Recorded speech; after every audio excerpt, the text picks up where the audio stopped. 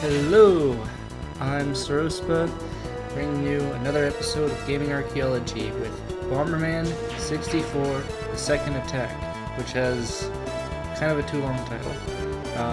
So again, picking a sequel, because this is the one that I played. So let's get right into it. First thing to know about this game, visually there are some emulation problems. Kind of bothers me. I don't know if there's a whole lot I can do about it. I am emulating this in Project 64 because BizHawk actually has some control problems, which is really bad. That's suboptimal. It was very frustrating. So yeah, if you're emulating this, be prepared for some visual oddities. And do it in Project 64.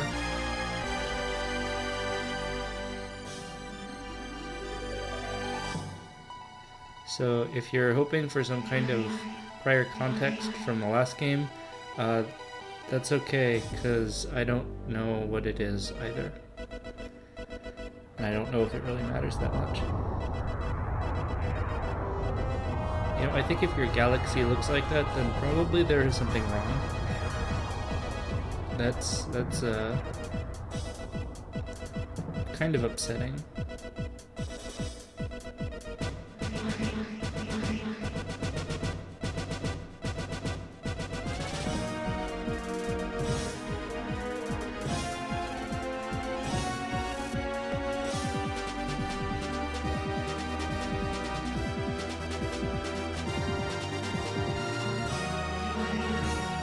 Don't know what he intends to do with that.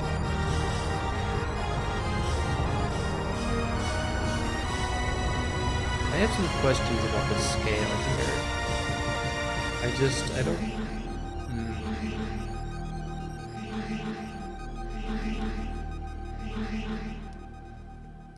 Oh well. I suppose Bomberman is not a series noted for its scientific accuracy.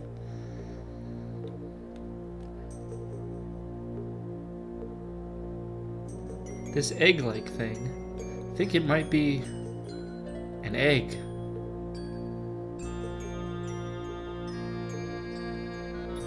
Is Bomberman a round guy?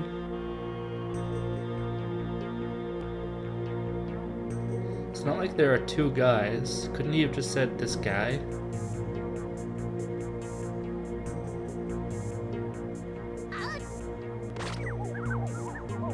I see it's kind of a round head.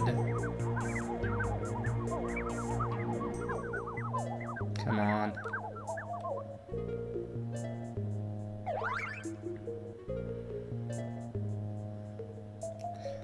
By the way, Bomberman does not speak. This is probably no surprise to you. Fortunately, we do have another character to speak for us. Because otherwise the cutscenes might be kind of boring.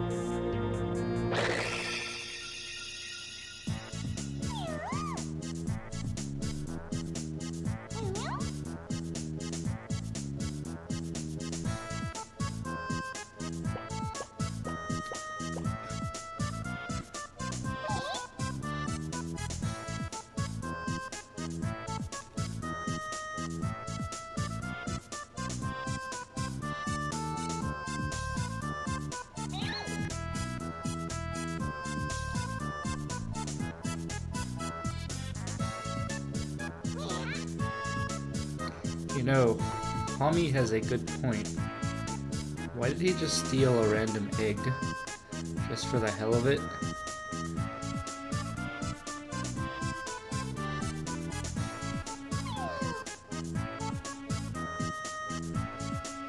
And yeah, the text is a little messed up on the bottom. Don't know exactly why, it's kind of weird. Something about the tiling is slightly broken, I think. As you can see, there are like outlined squares in the dialogue box and other boxes. It's weird, I don't know. There might be a fix for this if you mess with the graphics some, but I just didn't feel like it. Yeah, why is there just a huge hole in the jail cell? You know, Bomberman totally could get through that if he just, like, crawled. His head's not that big.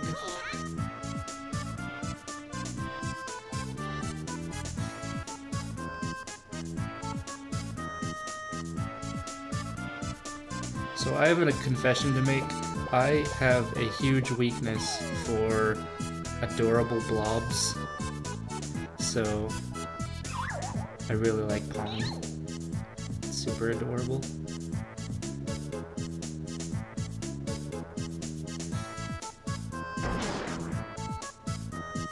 I mean, the cynical part of me is like, well, I mean, obviously, like, characters like this are just designed by a corporate entity to evoke the maximum amount of adorableness, to just squeeze all of your emotions out of your brain.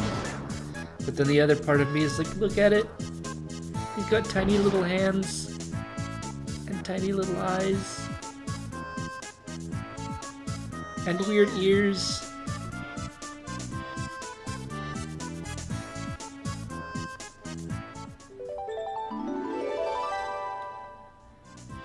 But seriously, I'm kind of sick of Pikachu. I don't know about anyone else. I think we've had enough Pikachu.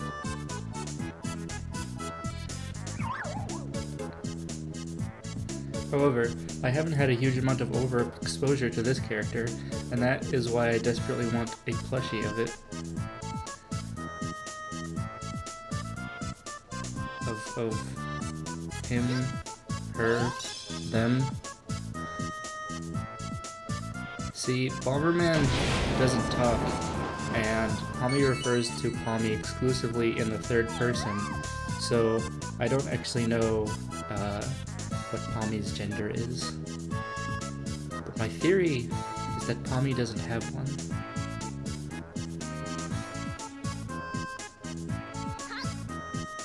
Maybe Pommy's gender is Pommy.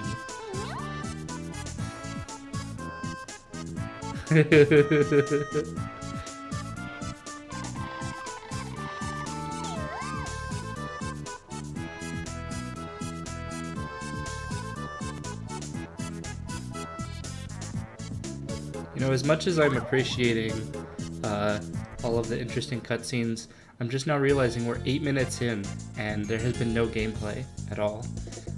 So I guess I should probably get on that.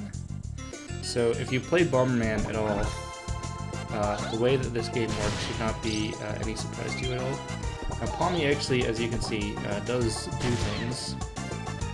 He's invincible, so don't worry about it. But basically you... I, on the other hand, am not invincible, but these things don't seem very damaging.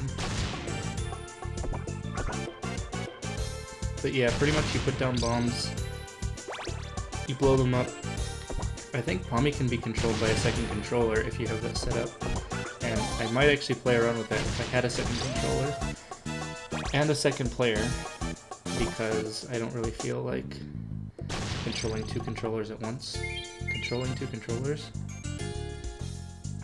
I should probably get a second controller for cases like this, because I would bet that my cousin would totally be willing to do two-player stuff. In fact, I know he would, because he's expressed interest in doing more Tag Team Arcade, which was super cool. Believe me, anyone who misses Tag Team Arcade, I don't know if anyone misses Tag Team Arcade. Anyway, the point is, we'd be doing more of it, except that the only time I can hang out with my cousin is at his house, and at his house it is inhabited by a tiny demon that tries to destroy everything anywhere near it, as long as we are not carefully watching at all times. I think it is called a toddler. Long story short, it's hard to do Let's Plays nowadays over there. which is unfortunate. My theory is that maybe in several years, a small child will be old enough to know to behave better and maybe even participate, which might be disastrous, or I don't know, might work out. I don't know how old you need to be to make a good Let's Play, but I suspect that I'm probably not old enough either, so that's okay. I'm actually kind of concerned that at a certain point there might start to be like serious gameplay affecting graphical glitches.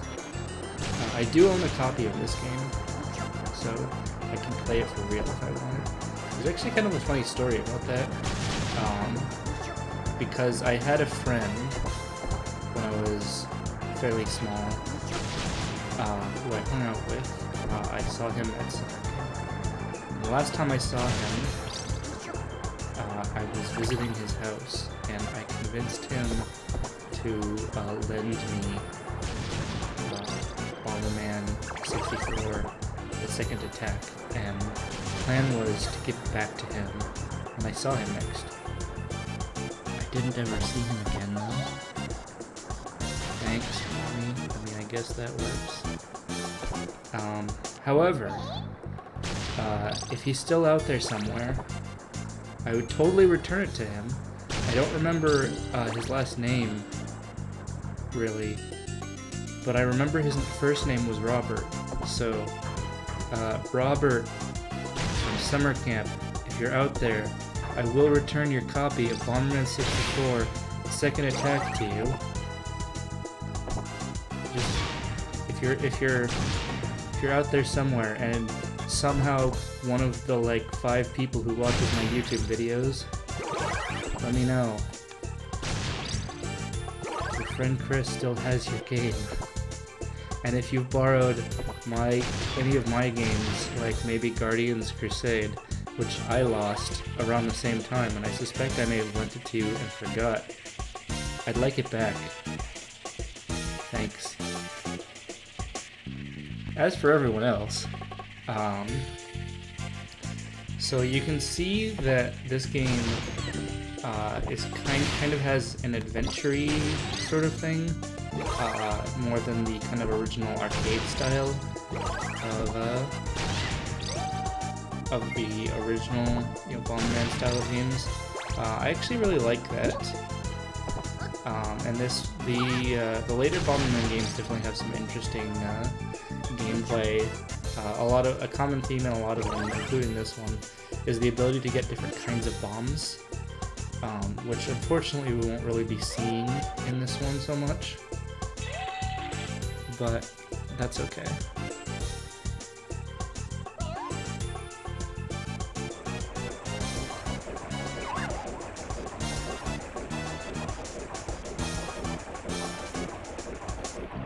So the idea is that we have these tough guys who we fight, and each one has an elemental gem, which will give us the ability to use new bombs. However, this guy is fire, and we already have the fire one, so I don't know why we have it and not him. Maybe it's because they took the other gems from the other people who had them. But either way, you don't get anything for being this guy.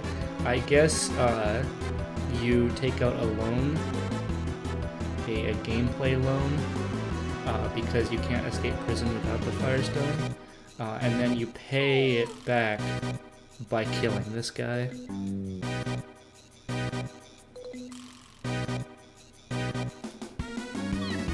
Something like that. That's the way I'm gonna think about it. In normal person terms, basically the Firestone is your ability for this area, which is just your basic ability. Which I guess is justified with the gameplay choices, because we want to spend the first world learning how to use your basic abilities. Like I talked about in Glover, like this is kind of the opposite of what Glover did.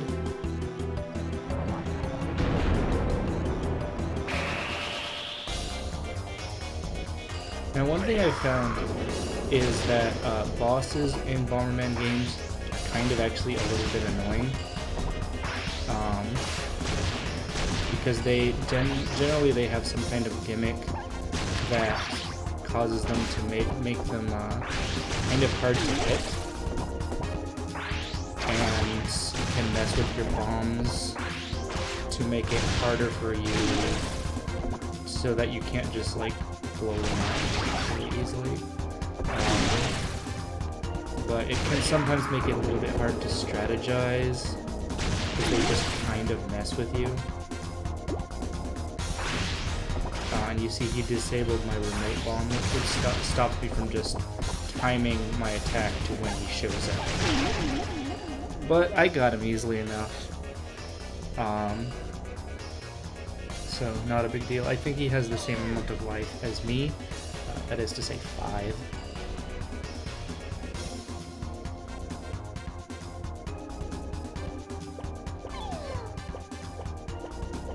Don't be angry at Pommy. He's much more interesting than you.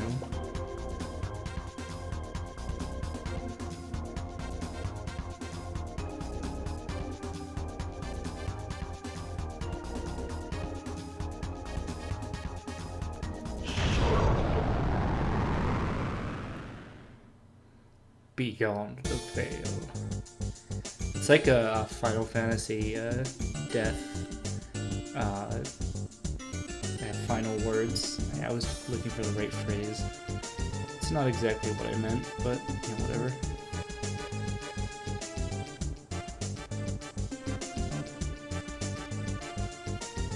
I really don't know what's up with the graphical glitches. I mean, I guess it's relatively minor. It doesn't really interfere with the readability of the text very much.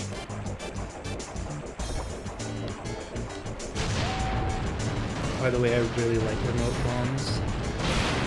One of the things that's frustrating about playing Bomberman is the guesswork involved in setting the fuse, or setting the bomb with a fixed fuse length. And the remote bomb really takes a lot of that out. It's very powerful in that. You're not lacking for firepower in Bomberman, just control. And that's what you get with the remote bomb.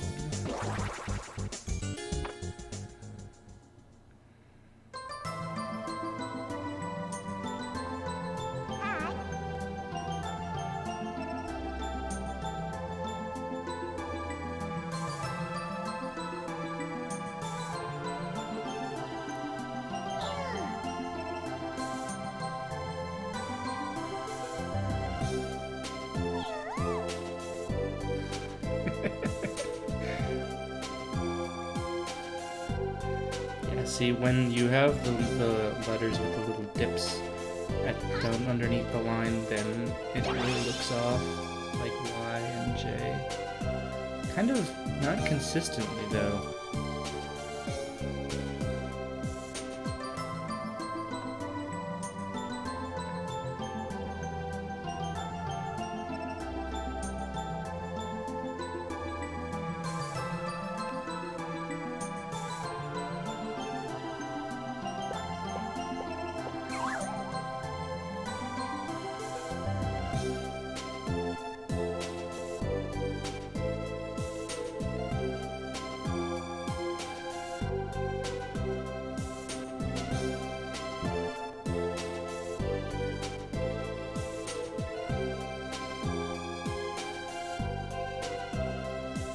See, I don't really remember the purpose of this character. However, given that her name is Lilith and that she's looking for the same kind of gems as that we have, I would guess that she's going to turn out to not be entirely on our side. If that's where they're going with it, it's a little bit obviously telegraphed.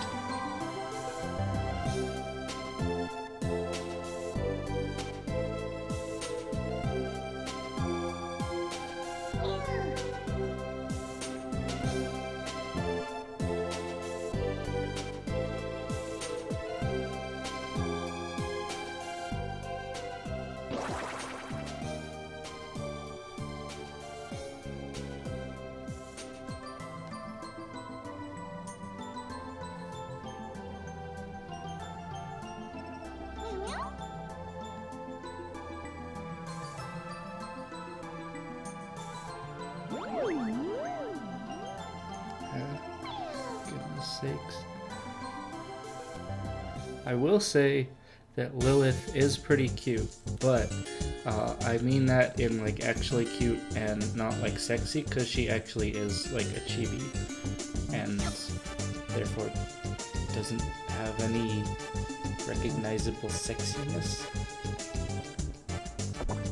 I mean, we're working with N64 graphics here, alright?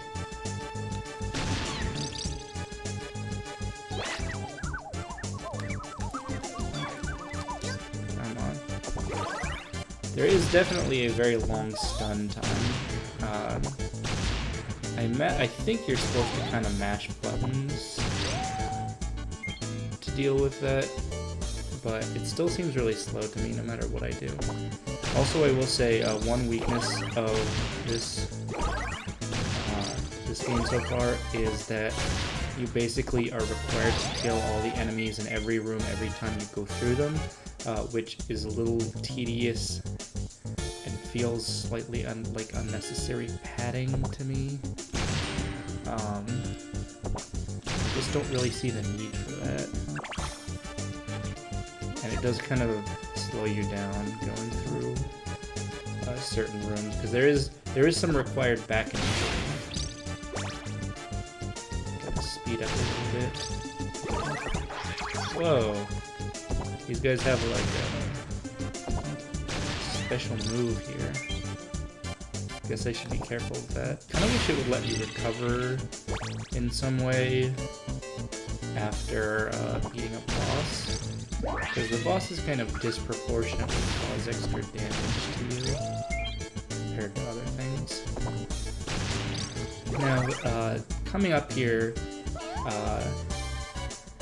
yeah, we're gonna see the graphical problems get a little,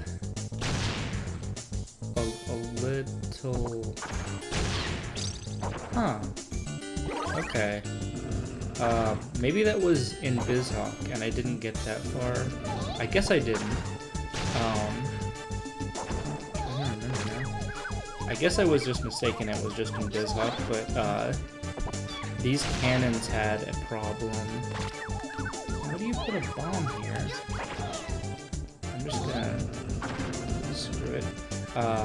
Where the cannon turret did not actually change direction as the turret turned.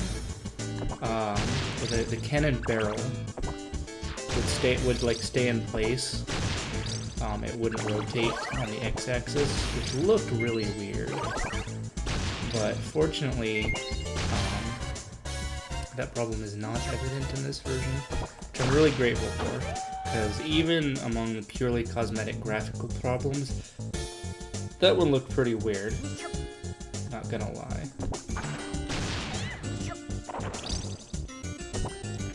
And I will say, as always, if you don't like the emulation errors, and I'm sure that as long as there are projects being actively developed, they'll get better, all the time. But if you don't like them, most of these games are available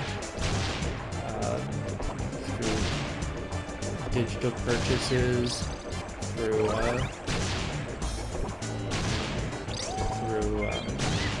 eBay. Most games are actually not that expensive to acquire. There are some that are. I know there are certain NES games. Vanilla 1 is very expensive. But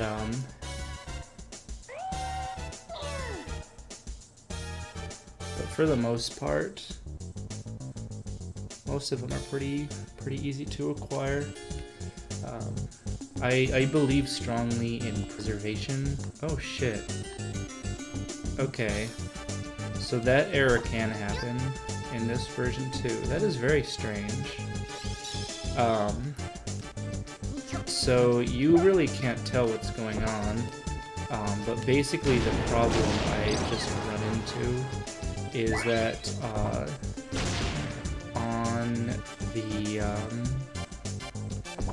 on the control stick, the left stick, the X-axis has stopped working.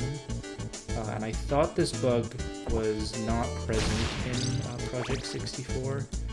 so that's pretty unfortunate. Now, you can see my attempt at recording is not completely ruined because I can still control it with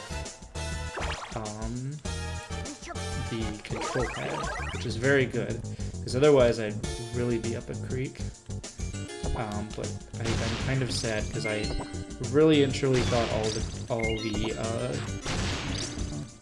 the control issues were fixed. Honestly, I own this game.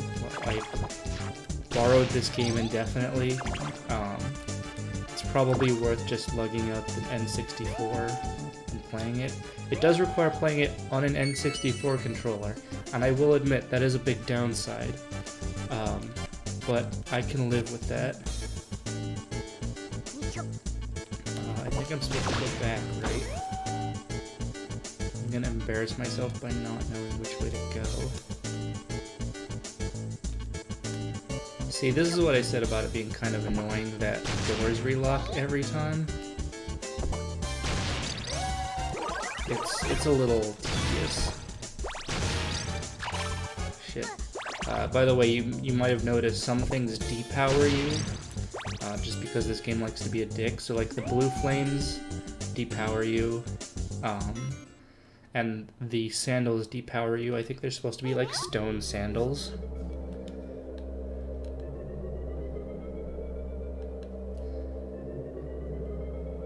You know, this game has a very simplistic story, but it actually kind of devotes a lot of cutscene to it.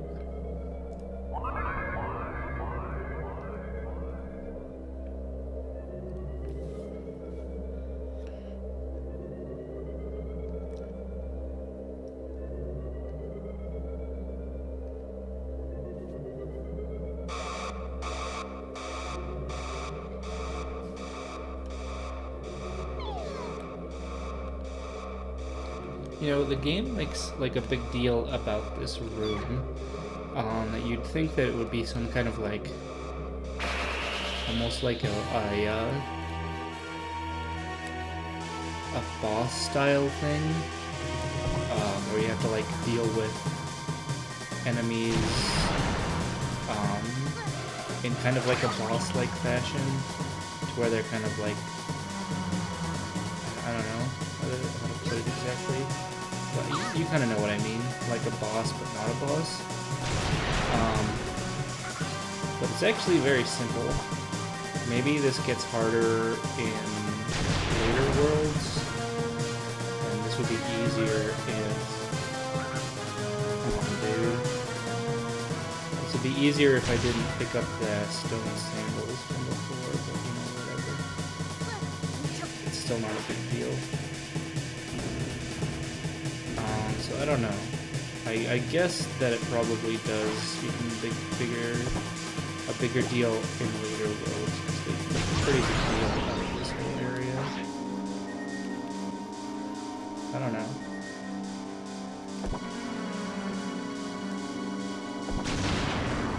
By the way, my examinations into what kind of games are available on Virtual Console has revealed that apparently there's not much when it comes to N64. And in fact, it seems like Virtual Console has kind of died. From if the news I have heard about it is up to date. Not that it's offline now, but that they're not really adding new games to it anymore, is what I've heard. Which is a real shame. Honestly, like, it seems like it's basically emulation, and I don't know, like, aside from licensing issues, why you couldn't just put all the games on there. I'm sure it's more complicated than that, but, like, I don't know, there's a huge, you know, appreciation for old games nowadays. Like, a lot of people are interested in that stuff. Individually, like, individual games might not make that much money, but like, you don't have to develop a new game, you just have to throw it on Virtual Console. I can't imagine it costs that much money, and overall, I would imagine that it would be really, whatchamacallit, it would really take off if it was better supported. I don't know if I finished this thought earlier, but you know, like I said, I believe strongly in video game preservation.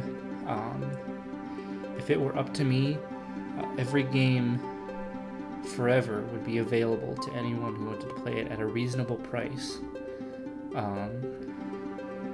And the fact of the matter is that that's not true of all games.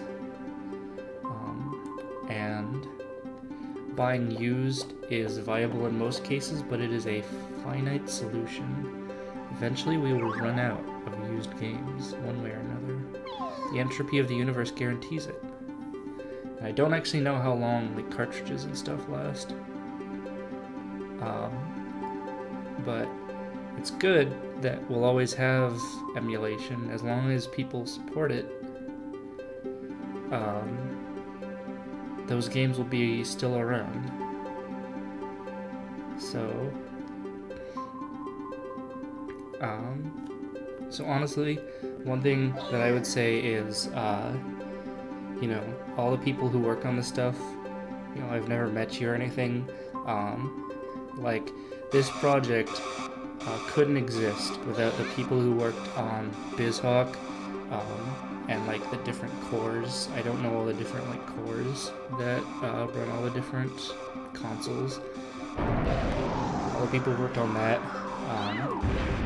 ZSNES, Project 64, EPSXE, PSXFin, all the ones I forgot. Dolphin, which is like super great GameCube emulator.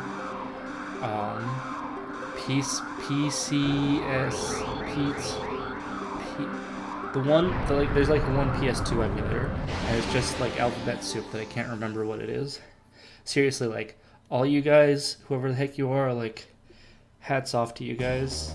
Like, I'm actually kind of learning a bit about emulation. It seems really hard. The fact that we have people willing to put in all this work,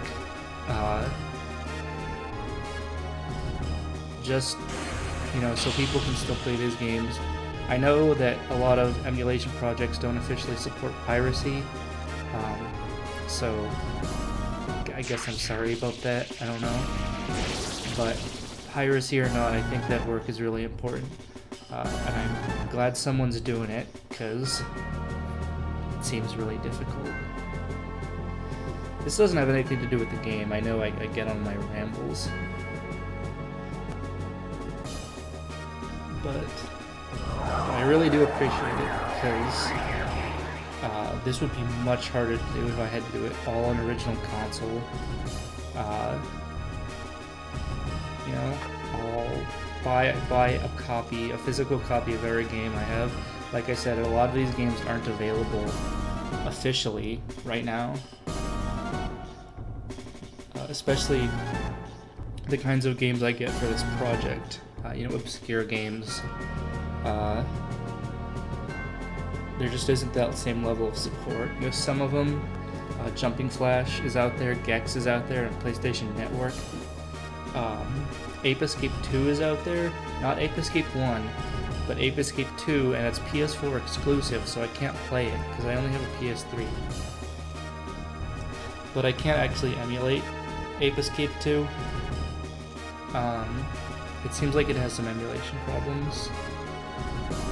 So yeah, that's just what I want to say, is like, that's amazing that people are making this stuff. It's awesome that people are so passionate about these old games, and that they're allowed to put that they want to put so much work. I don't know why I said aloud. That they want to put so much work into making as many games as possible compatible with their emulation. Like, that just blows me away, and I find it amazing. It's super great. So yeah, sweet. It's thanks to all those people working on all those projects that I'm sitting here just in front of my computer, able to record this N64 game. Anyway, so we're watching these guys. This is our whole introduction to like the bad guys. And basically we're gonna get like an elemental bomb for each one of these that we beat. I haven't really been paying attention. I mean, anyone who's seen one of these games kind of knows how this goes. You know, each character kind of pops up, introduces their personalities. Kind of, you know, very, very basic archetypes. This will be our Golbez of the group. Although he kind of looks like I don't know, like an evil Quaker.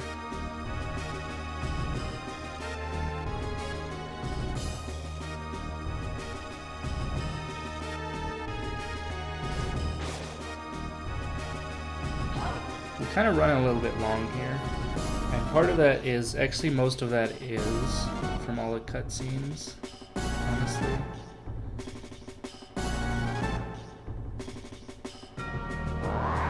But that's okay, because the last episode was 15 minutes long. Rukefelth. These guys have funny names.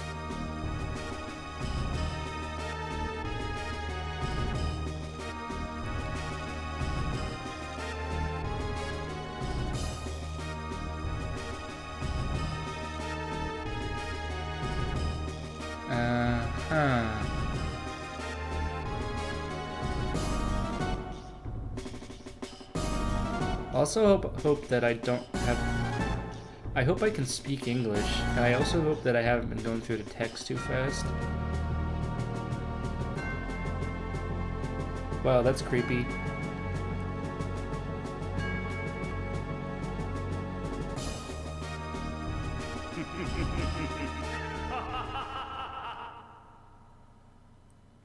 I don't think those are skippable either.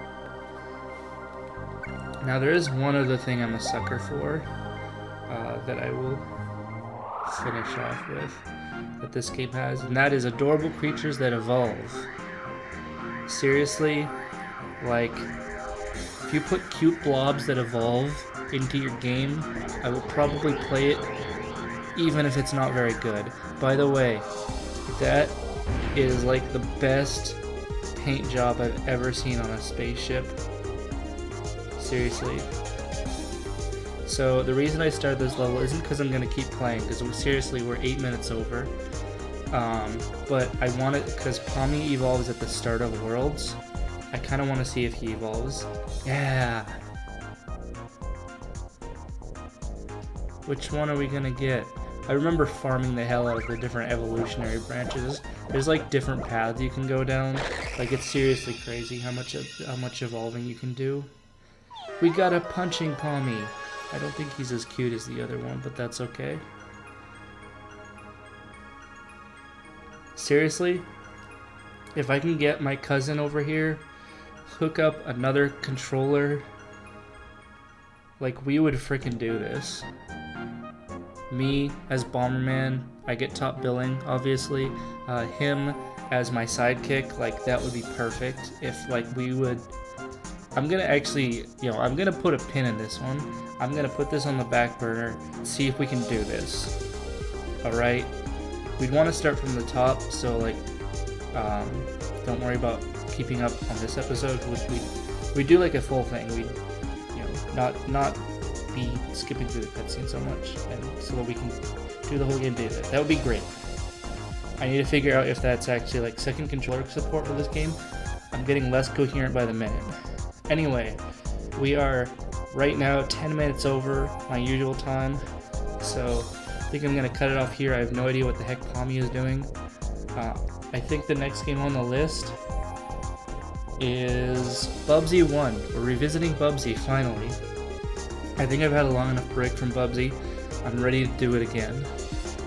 Let's do it. I will see you then. So, bye-bye.